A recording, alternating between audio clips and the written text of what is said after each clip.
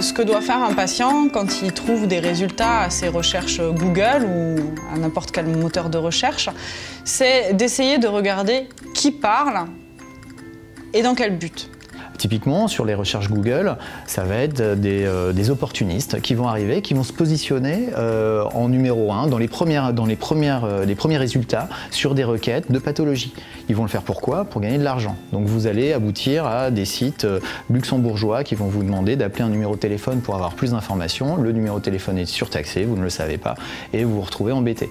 Et c'est embêtant parce que ces sites peuvent être dans les premiers résultats sur telle ou telle pathologie. Les pièges à éviter pour le patient, en fait, c'est d'essayer d'être toujours alerte et de toujours réfléchir sur le contenu qu'il trouve sur Internet. Qui est l'éditeur du site? Quel est le but du site Internet? Est-ce que c'est pas de vendre des compléments alimentaires, par exemple, ou des livres? Et ça, c'est quelque chose qui est très important. On doit savoir, quand on va sur un site, qui a commandité ce site. On le trouve parfois dans un coin, il y a marqué « à propos ».